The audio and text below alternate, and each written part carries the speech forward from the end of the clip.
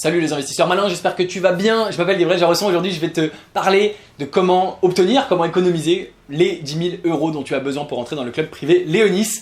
C'est parti.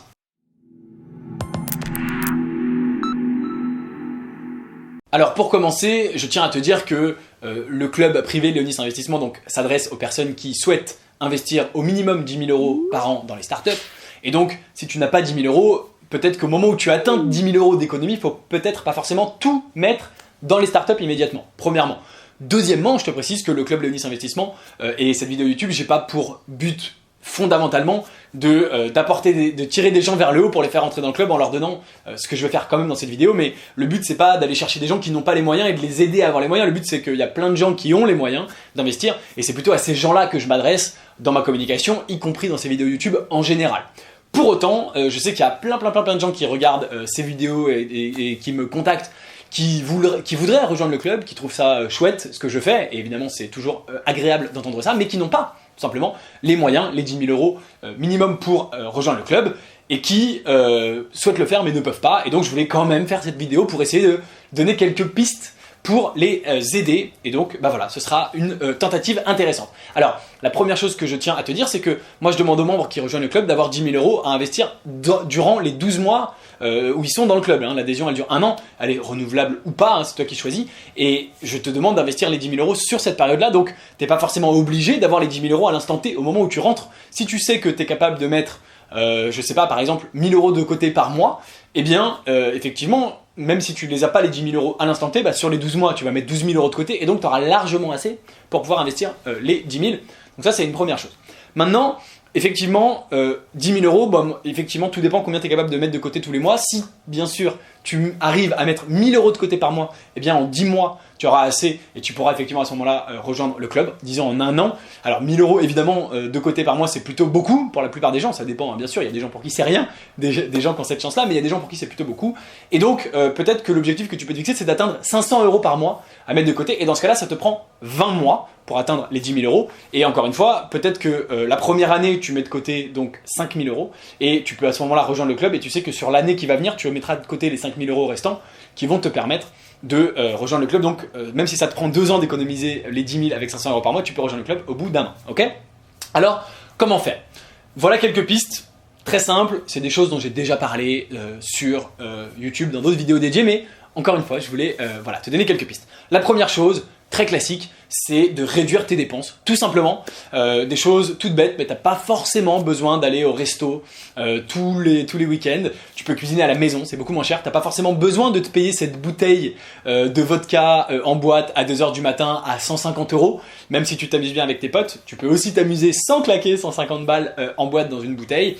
T'as pas forcément besoin de renouveler ton abonnement à la salle de sport alors que tu n'y vas pas, de ton compte Netflix alors que tu peux partager avec ton frère, ton cousin, ta voisine, etc. etc. Donc tu peux tout simplement réduire tes dépenses, regarde, fais un tableau Excel, compte et regarde ce dont tu as vraiment besoin, mais on a tous des choses dont on peut réduire, bien sûr. T'as pas forcément besoin de te racheter un nouveau manteau de ski à 500 balles, t'as pas forcément besoin de t'acheter un nouveau t-shirt, une nouvelle paire de pompes, etc. etc. Ok ? Première chose. La deuxième chose que tu peux faire, c'est avec ce que tu as déjà, tu vas pouvoir faire 2 choses, louer et vendre. Tu peux déjà, et j'en ai aussi déjà parlé, tu peux revendre des trucs qui traînent chez toi et dont tu te sers pas. Quand on t'a offert une GoPro et tu t'en es servi 2 fois pour partir en vacances, tu peux revendre ta GoPro, même si c'est un cadeau.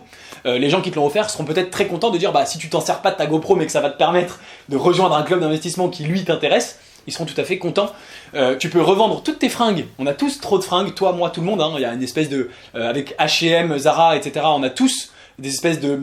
Enfin, moi personnellement non, mais 99% des gens finalement ont trop d'habits, en achètent régulièrement. Donc tu peux les revendre. Il y a même des applis, des Vinted et des je ne sais quoi qui sont faits pour ça.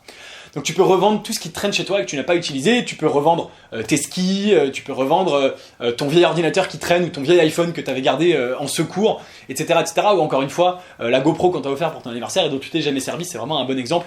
Il ne faut pas hésiter à les revendre, même si ça a une valeur soi-disant sentimentale. Il n'y a pas grand chose, et au contraire c'est aussi intéressant dans le milieu de l'investissement d'être un peu minimaliste et de ne pas posséder trop de choses.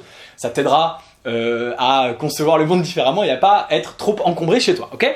Donc tu peux revendre les trucs qui ne te servent à rien. Pour autant, il y a des trucs que tu peux pas revendre, mais dont tu as besoin, mais dont tu ne te sers pas tout le temps. Je pense à ton appartement, à ta voiture.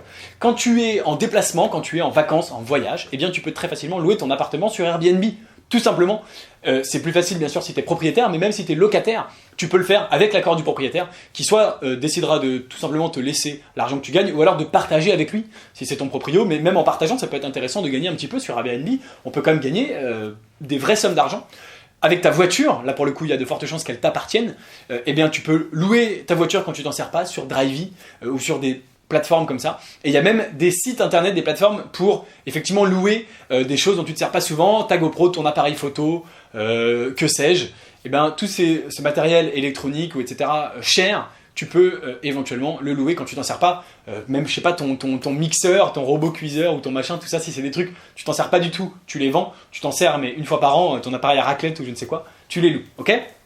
Donc ça c'est intéressant. Qu'est-ce que j'avais noté d'autre ? Et ben c'est déjà pas mal, c'est vraiment des choses hyper simples. Si tu veux bien sûr plus d'astuces, j'ai fait plein de vidéos sur cette chaîne YouTube sur comment réduire ses dépenses pour aller plus loin.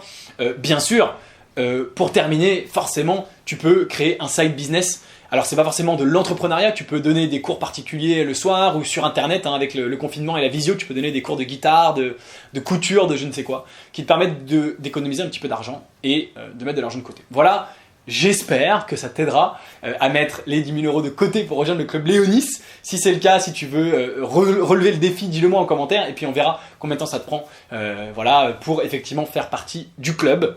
Et voilà, si tu as d'autres idées qui peuvent aider les autres personnes, bien sûr, qui regardent cette vidéo, n'hésite pas à les noter en commentaire, puisque tu le sais, les vidéos ont une vie après leur publication, et les commentaires, la plupart des gens les consultent, donc va voir dans les commentaires s'il y a d'autres gens qui ont donné des idées, ou alors va donner tes idées complémentaires.